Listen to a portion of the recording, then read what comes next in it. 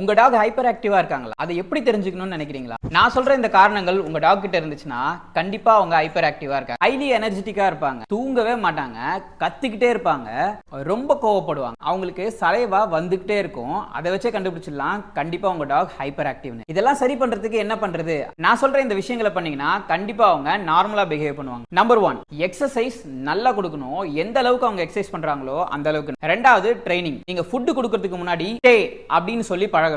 அவங்க நீங்க சாப்பிட சொன்னாதான் சாப்பிடணும். அந்த பொறுமை அவங்களுக்கு வந்துச்சுன்னா கண்டிப்பா ஹைப்பர் ஆக்டிவா இருக்க மாட்டாங்க. மூணாவது, மென்டல் ஸ்டிமுலேஷன். மென்டல் ஸ்டிமுலேஷன்னா எக்ஸ்பென்சிவ் டாய் வாங்கி கொடுக்கிறது அதெல்லாம் கிடையாது. அவங்களுக்கு சின்ன பேப்பர்லயோ ஆர் காட்டன் பாக்ஸ்லயோ 2 ஃபுட்டை போட்டுட்டு அவங்க சர்ச் பண்ணி கிழிச்சு உடைச்சு எடுத்து சாப்பிட்டாங்கனாலே போதும். நீங்க வெளியே இருந்து வரீங்க அப்படின்னா அவங்க மேலே ஏறி ஜம்ப் பண்ணி விளையாடுறாங்கன்னா அதை அலோவ் பண்ணாதீங்க.